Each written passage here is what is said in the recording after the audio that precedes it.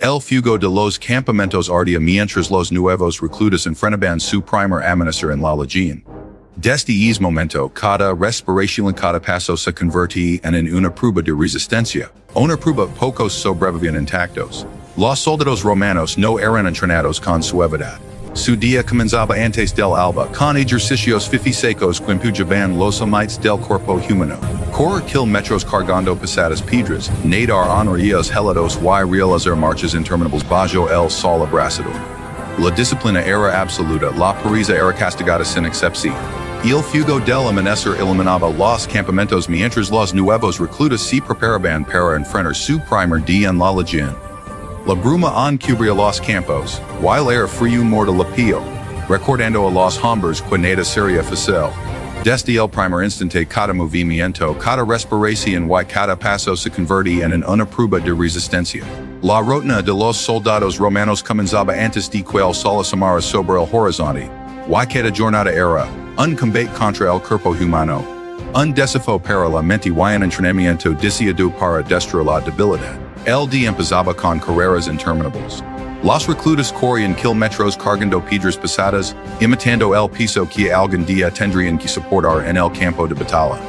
No había espacio para la fatiga, detenerse no era una opción. Cada paso debía ser firme, cada respiración controlada, cada músculo entrenado para soportar el dolor constante. Las carreras no eran solo físicas, eran un método para medir la resistencia mental. El soldado debía aprender que el cansancio es un enemigo que se derrota con disciplina, no con cuellos. Después de las carreras, venía el entrenamiento con obstáculos. Muros que debían ser escalados, zanjas que debían ser cruzadas, barro que empapaba la ropa y el calzado. Los soldados eran empujados a superar el terreno más difícil, a aprender a adaptarse a cualquier condición, a dominar el movimiento incluso cuando el cuerpo pedía rendirse. Todo estaba deseado para simular la imprevisibilidad de la guerra. No era suficiente correr o levantar peso. Cada acción debía replicar la exigencia extrema que imponía un combate real. El entrenamiento acústico añadía otra capa de rigor. Los reclutas nadaban en ríos helados, con corrientes que buscaban arrastrarlos y con el frío que penetraba hasta los huesos. Nadaban no por deporte, sino por supervivencia. Cada brazada era un esfuerzo por mantener la y cumplir la orden. El agua se convertía en un enemigo más, y la resistencia a ella definía quién podía sobrevivir en la legión. Las habilidades adquiridas en estos momentos eran esenciales. La guerra no siempre ocurría en terrenos secos, y un soldado debía moverse con igual eficacia en tierra o agua. Pero el peso de las cargas no era solo literal. Los soldados transportaban equipo pesado, suministros y armas durante largas marchas. La distancia no tenía límites claros, la marcha podía durar horas incluso días, bajo el sol abrasador o la lluvia fría. Cada paso era una lección de paciencia, cada kilómetro una medida de fuerza y resistencia. Se esperaba que los hombres avanzaran sin detenerse, soportando la incomodidad y la fatiga, porque en el campo de batalla, la lentitud podía significar la muerte. La disciplina era absoluta. La rutina no era negociable. Cada gesto, cada acción, cada paso estaba controlada. El entrenamiento físico servía como un recordatorio constante de que la comodidad era un lujo desconocido para el soldado romano. La vida privada, los momentos de descanso no eran regalos, eran oportunidades para fortalecer la resistencia y endurecer la mente. Dormir poco, a menudo en el suelo con la armadura puesta, enseñaba a estar siempre preparado para el peligro. La comodidad debilitaba, la incomodidad formaba guerreros. El entrenamiento no era solo sobre fuerza bruta, era un proceso para enseñar eficiencia y sincronización. Los hombres corren en formación, aprendiendo a moverse como una unidad, a mantener el ritmo incluso cuando sus cuerpos gritaban por descanso. La coordinación se volvía vital, porque en batalla, el éxito depende del grupo, no del individuo. Cada soldado debía ser capaz de sostener su piso, el de su equipo y metafóricamente, el de toda la legión. El resultado de estas mañanas de fuego y fatiga era evidente. Al cabo de semanas, los reclutas transformaban sus cuerpos en instrumentos de precisión militar. Músculos endurecidos, resistencia fe insuperable y una capacidad para soportar dolor extremo eran solo el comienzo. Más importante, se cultivaba la obediencia silenciosa, el soldado no cuestionaba jardines, no dudaba, no flaqueaba. Cada paso en la ruta matutina formaba la base una legítima en todo el Mediterráneo. El entrenamiento brutal de los soldados romanos era menos que ejercicio era la preparación sistemática para la guerra. Un proceso que eliminaba la debilidad, la indecisión o la duda. Cada amanecer recordaba a los hombres que el fuego no solo ardía en los campamentos, sino también en sus cuerpos y mentes, forzándolos a adaptarse, a resistir, a sobrevivir. No había compasión, no había indulgencia. Solo disciplina, rigor y la creación de guerreros preparados para cualquier batalla que la historia pudiera presentarles.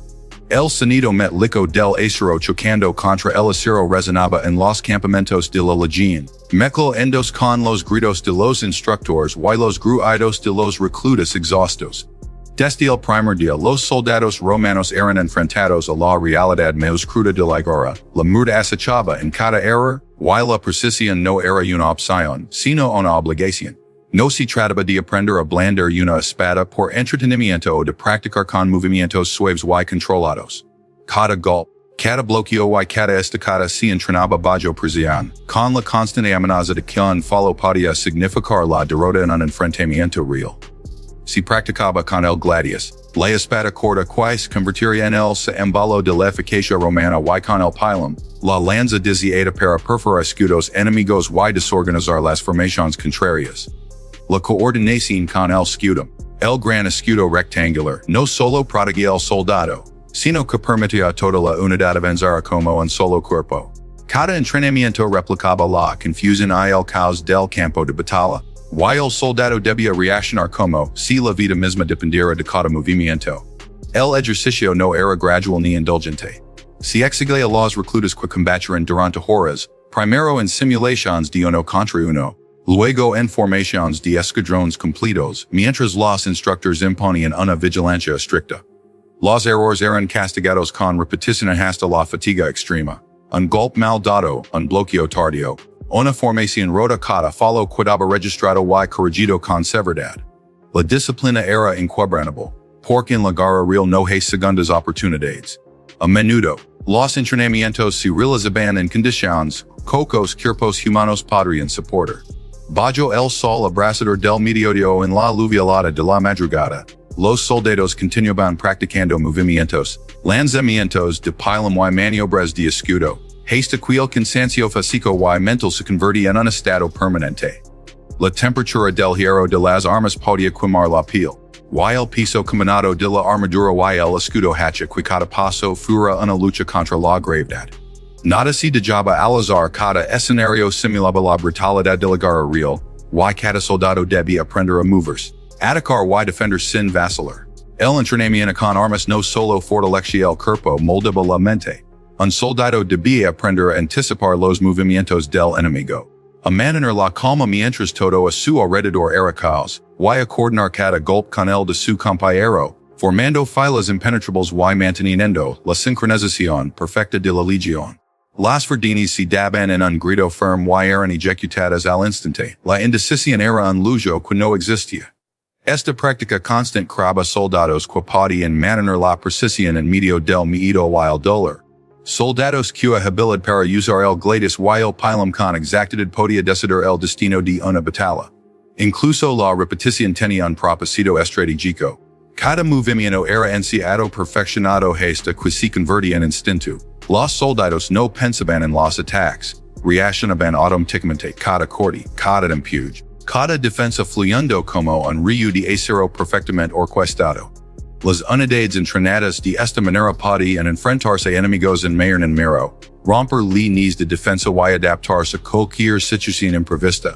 Todo gracias a la rigurosa disciplina en el manejo de sus armas. Pero la brutalidad del entrenamiento no se limitaba a la perfección técnica. Los soldados eran constantemente empujados al límite del agotamiento, cargando escudos pesados mientras lanzaban pilums a un objetivo fijo o a un compañero que simulaba ser enemigo. Cada era una lección dolorosa. Los cuerpos se cubrían de maguladuras cortas y hematomas, el cansancio profundo se convertía en un compañero constante. Aún así no había indulgencia. Cada día traía nuevos deseos, nuevas combinaciones de ataques y defensas, nuevas pruebas de resistencia física y mental. El resultado era una fuerza militar sin igual. Los soldados romanos podían enfrentarse a adversarios más numerosos, más experimentados o mejor equipados, por su entrenamiento los había transformado. El dominio del gladius y del pilum, la coordinación con el scutum y la capacidad de reaccionar con precisión bajo estres extremo, hacen de cada soldado una pieza esencial de un ejército formidable. No era valor lo que los hacía invencibles, era la preca sistemática, la repetición incansable y la disciplina absoluta. Cada legionario era una máquina de guerra, perfeccionada a través de dolor, esfuerzo constancia. Preparado para ejecutar movimientos letales incluso cuando el mundo a su alrededor parecía colapsar. El entrenamiento con armas de los soldados romanos no era solo preparación física. Era una lección en la lógica de la guerra, en la precisión de la muerte, y en la disciplina que convertía a Roma en la fuerza dominante del Mediterráneo. Cada golpe prendido, cada técnica dominada, cada maniobra ensayada en los campamentos estaba directamente ligada al poder y al control que la legión impondría en sus conquistas. El amenazar encontraba a los nuevos reclutas de la legión romana no solo enfrentando la fatiga del cuerpo, sino la prueba más silenciosa y constante la forja de la mente. Desde el primer día, quedaba claro que la fuerza física sin disciplina mental era inútil. Los hombres eran observados, evaluados y empujados al deslizamientos aparentes, no solo para endurecer músculos, sino para moldear pensamientos. Cada orden debía cumplir sin titubear, sin una pregunta, sin un murmullo de duda. No había espacio para la voluntad individual, el individuo debía desaparecer frente a la legión. En los ejercicios diarios, los reclutas aprendían que un segundo de vacilación podía costarles la vida. Esta obediencia absoluta era la columna vertebral de la estrategia romana. Cada maniobra en el campo de entrenamiento replicaba la violencia de la guerra, y cada era una lección grabada con severidad. La repetición era la herramienta más poderosa levantar, correr, lanzar, formar, marchar una y otra vez hasta que el cuerpo y la mente respondían sin pensar, como engranajes de una máquina perfectamente sincronizada. El dolor y el cansancio eran constantes. Se entrenaba con cargas pesadas, con marchas que duraban horas bajo el solo la lluvia, y se obligaba a los hombres a mantener la concentración mientras sus músculos gritaban por alivio. No era un entrenamiento pensado para la comodidad, era un método diseñado para enseñar resistencia y control. Cada tropiezo, cada error se enfrentaba con la mirada firme de los centurions. No había indulgencia, no había palabras de aliento. Solo la estricta corrección que aseguraba que la próxima vez, el hombre respondería con precisión mecánica. Además del castigo físico existía el control psicológico. Los soldados aprendían a suprimir el miedo, la duda, el cansancio y la incomodidad. Se les enseñaba a marchar en formación incluso cuando la fatiga amenazaba con quebrar la disciplina. Se les instruyó para que cada pensamiento de duda fuera reemplazado por acción inmediata, por obediencia automática. La mente debía alinearse con la legión, sin espacio para deseos personales ni temores. Era una construcción deliberada. Convertir hombres comunes en soldados capaces de ejecutar maniobras complejas bajo la presión extrema de la batalla real. La cohesión de la unidad dependía de esta disciplina mental. Cada soldado debía actuar como parte de un mecanismo mayor. Una legión que se movía como un solo cuerpo era una fuerza imparable. Esta sincronización no surgía de manera natural. Se cultivaba mediante días interminables de repetición, supervisión estricta y un código de disciplina que eliminaba cualquier signo de individualidad. La obediencia se convertía en un hábito y el hábito en instinto. Los hombres aprendieron a reaccionar sin pensar, a ejecutar jardines antes de que se completara la instrucción, a confiar en la estructura más que en su juicio personal. Incluso en los momentos de descanso, la mente estaba bajo vigilancia. Se esperaba que los soldados permanecieran alerta durante la noche, listos para despertar ante cualquier indicio de amenaza. No existía seguridad absoluta. La disciplina mental debía ser constante, sostenida como un fuego que nunca se apagaba. Cada día reforzaba la lección de que la supervivencia no dependía de fuerza individual ni de valor espontáneo, sino de la sumisión absoluta a la estructura, al comando, a la estrategia de la legión. Los resultados eran evidentes en el campo de batalla. Las legiones romanas podían ejecutar tácticas complejas bajo fuego enemigo. Mantener la formación cuando el caos reanaba a su alrededor y responder con precisión quirúrgica a las órdenes del centurión. La obediencia y la fortaleza mental convertían a hombres ordinarios en una milicia formidable, temida por todos los pueblos del Mediterráneo. Cada soldado no solo cargaba con su armadura y armas, cargaba con la disciplina de siglos, con la presión de la estructura de la legión, con la historia de la eficiencia militar, que había hecho de Roma una potencia indiscutible. En última instancia, la construcción de la mente del soldado romano no era un acto de bondad ni de cuidado, era una estrategia de supervivencia, de control y de poder. Cada centurión entendía que sin obediencia inquebrantable, la formación se desmoronaba, la estrategia fallaba y la legión se convertía en presa fácil.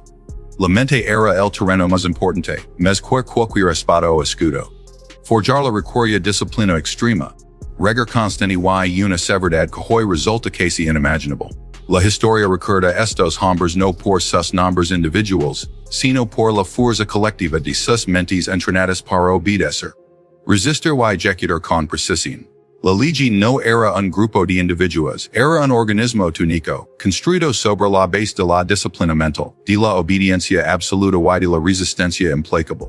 Cada paso que daban, cada orden que cumplían, era un recordatorio de que la mente más que el cuerpo define el poder y la efectividad en la guerra. El fuego de la primera noche en el campamento apenas se apagaba cuando los soldados romanos ya debían estar alerta. No existía un despertar lento ni comodidad alguna. La disciplina dictaba cada minuto de sus vidas. Dormir era un lujo medido, una pausa breve entre marchas y ejercicios que comenzaban antes del amanecer. Incluso el descanso estaba controlado, muchos dormían en el suelo, sobre arena húmedo piedras con la armadura puesta, listos para levantarse al menor sonido de alarma. El calor del metal y la incomodidad del terreno no eran excusas, eran parte del endurecimiento que la legión imponía. Los campamentos estaban organizados como unidades precisas. Cada tienda, cada espacio tenía un propósito y el caos no estaba permitido. Los soldados no podían decidir de descansar o organizar sus pertenencias. Todo estaba subordinado a la eficiencia militar. Cada acción era medida y evaluada. El tiempo personal prácticamente no exista. Comer era un acto funcional, no un placer raciones sencillas a menudo frías, calculadas para sostener el cuerpo sin distraerlo de la preparación constante.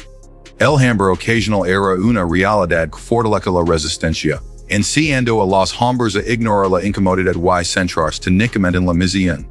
Los turnos de vigilancia eran interminables. Mientras unos dormían, otros permanecían alerta, cubriendo los perímetros del campamento bajo el frío o la lluvia. La fatiga era constante y la mente debía acostumbrarse a mantenerse despierta incluso cuando el cuerpo pedía descanso.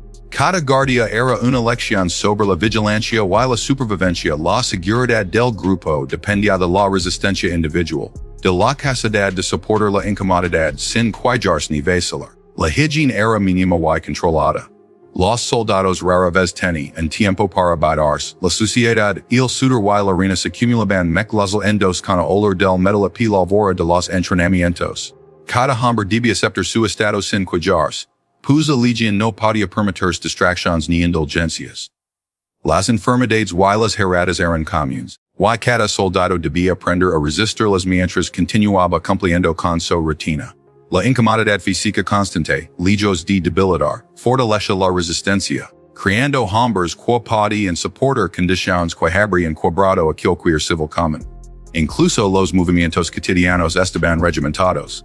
Caminar, correr, formar filas y levantar objetos tenían reglas estrictas. No se permitía el desorden, cualquier infracción se castigaba con severidad. Las órdenes se ejecutaban sin cuestionamiento, y la obediencia era esencial. La rutina diaria convertía cada soldado en parte de un sistema mayor, donde la individualidad se subordinaba al objetivo de la legión. La eficiencia era la prioridad y cualquier intento de comodidad personal era visto como debilidad. La comida era limitada y básica, pensada para mantener energía pero no para satisfacer. Pan duro, legumbres y un poco de carne, acompañados de agua o vino aguado, constituían la dieta diaria. Cada ración era un recordatorio de que el cuerpo era una herramienta, no un placer. Comer rápidamente, sin distracciones, y continuar con las tareas era la norma.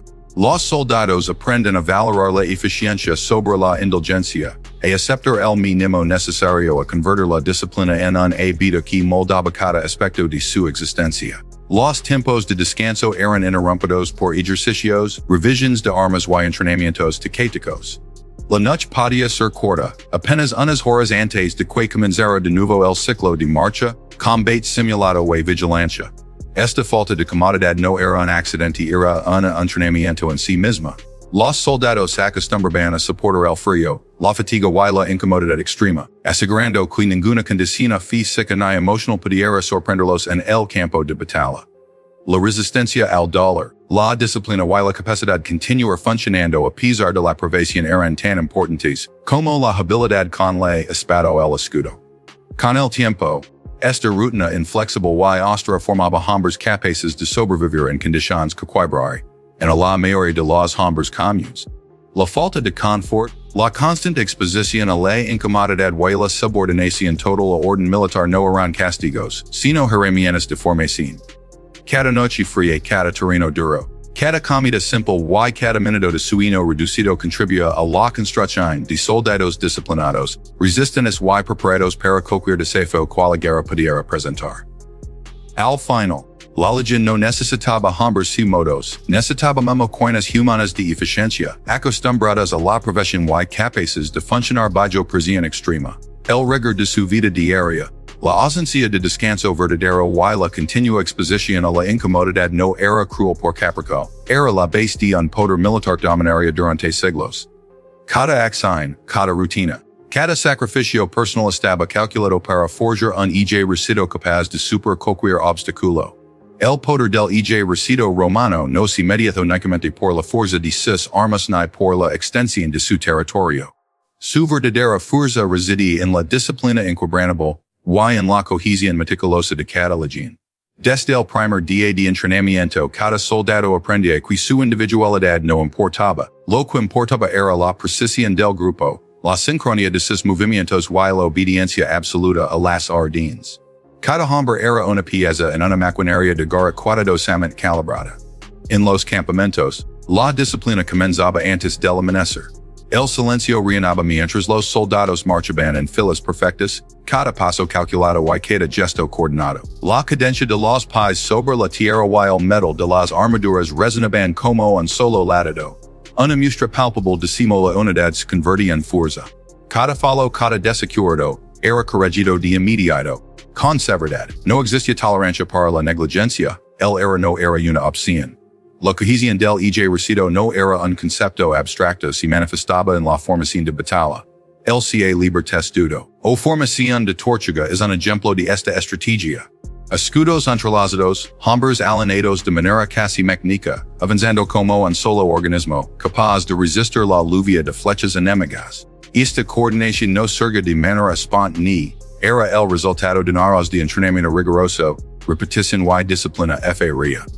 Cada soldado debe conocer su posición y su función a la perfección. Un solo hombre fuera de lugar podía arruinar toda la formación y provocar la muerte de muchos. La vida diaria de un soldado estaba diseñada para reforzar esta cohesión. Se dormía en cuarteles colectivos, se comía en filas ordenadas y se realizaban ejercicios en conjunto requieren cooperación constante. Los vínculos personales se subordinaban a la funcionalidad del grupo. La fraternidad se reemplazaba por la estrategia. La camaradería individual era menos importante que la efectividad del conjunto. Esta estructuración argida enseñaba una lección brutal en el ejército romano. La supervivencia depende del grupo más que del individuo. Los castigos por desobediencia o descoordinación eran severos y públicos. La disciplina no se enseñaba con palabras suaves ni con recompensas, sino con la firmeza de la ley militar. Aquellos que falaban aprenden rápidamente que la eficiencia del grupo no toleraba debilidades.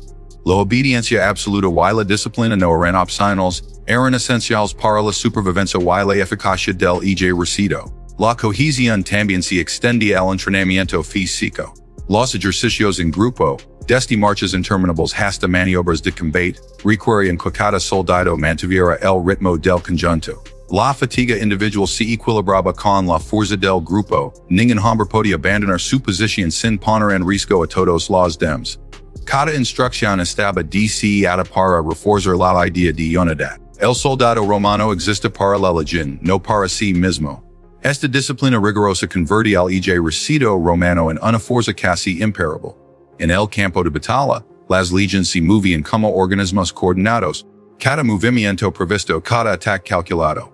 No eran simples hombres luchando, eran una maquinaria de guerra que respondía a la lógica del orden y la estrategia. La cohesión y la disciplina se traducían directamente en poder un ejército capaz de resistir emboscadas, de mantener formaciones bajo presión extrema y de ejecutar maniobras complejas con precisión mortal. Incluso fuera del combate, esta disciplina aseguraba el control del imperio. Las legiones no solo conquistaban territorios, los mantenían. Su capacidad para operar como un cuerpo unificado permitía patrular largas distancias, establecer campamentos estratégicos y reaccionar rápidamente a cualquier amenaza. Cada soldado conocía su lugar en la jerarquía, cada unidad sabía cómo coordinarse con las demás. La organización no era un lujo, era una necesidad para sostener el poder.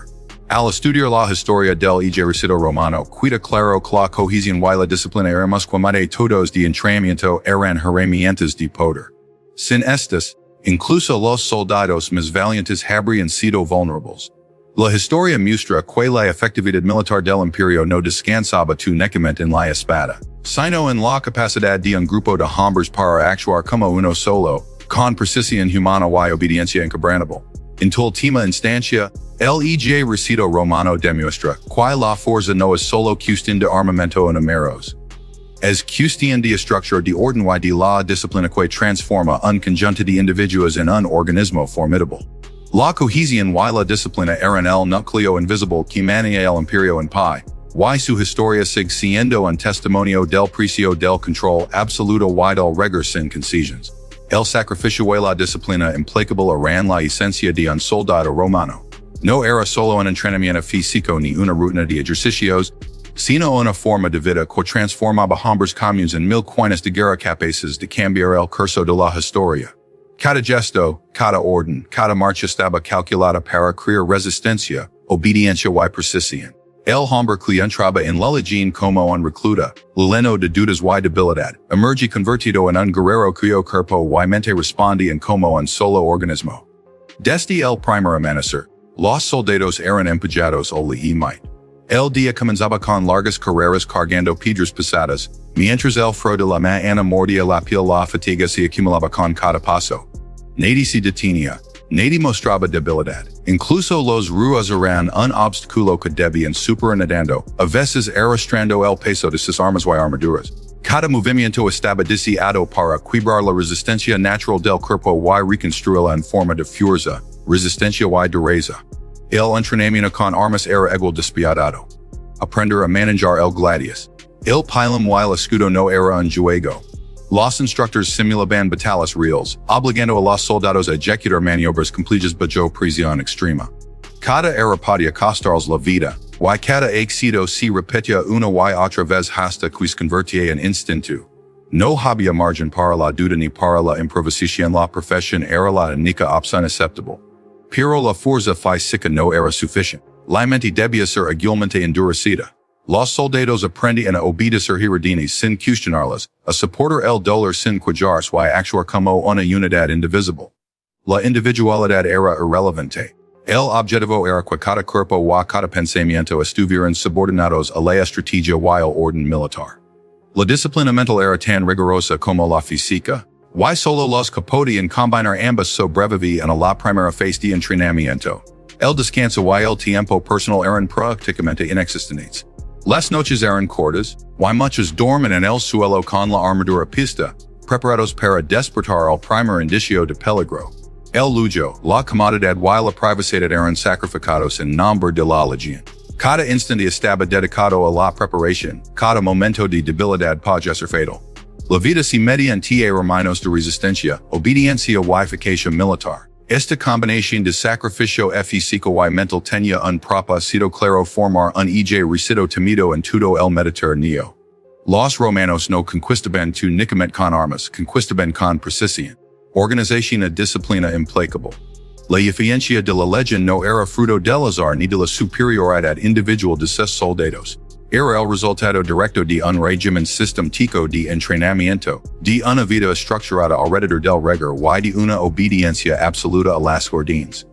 Cada legionario era un engranaje en un mecanismo de guerra perfecto, donde la fuerza colectiva superaba con creces la capacidad de cualquier individuo por separado. La historia de estos hombres no ofrece consuelo ni inspiración, ofrece una lección cruda sobre el precio del poder. La disciplina extrema y el sacrificio personal fueron la base sobre la que se construye uno de los recitos más temibles de la antigüedad. No había recompensas emocionales ni elogios suaves. Solo existía la realidad dura la supervivencia y el cumplimiento del deber. Cada batalla ganada, cada territorio conquistado, era el refugio de un entrenamiento que no permitía errores y que moldaba el cuerpo y la mente hasta los límites más extremos. Comprender esta brutalidad nos permite ver la historia desde otra perspectiva. Nos muestra que el éxito de la legión romana no se basaba en talentos individuals, sino en la estructura, la disciplina y la capacidad de soportar el dolor físico y mental día tras día. La eficacia militar no es un accidente, es un proceso meticuloso de transformación humana. La vida de estos soldados era un testimonio del control absoluto sobre cada aspecto de la existencia alimentación, sino, movimiento, pensamiento y reacción. Nada quedaba al azar. En última instancia, la disciplina y el sacrificio de los soldados romanos eran una fuerza silenciosa que construye imperios. Su entrenamiento extremo, su resistencia al dolor y su obediencia inquebrantable fueron las herramientas con las que moldearon la historia. Esta es la verdad histórica. La grandeza de Roma no se sustentaba en la suerte ni en la inspiración pasajera. Se sustentaba en la rutina brutal, en la transformación implacable de hombres comunes en guerreros extraordinarios. Y mientras el fuego de sus campamentos se extinguía cada noche, la historia quedaba escrita en la sangre. El sudor y la disciplina de aquellos que nunca dudaron, nunca descansaron, nunca flaquearon.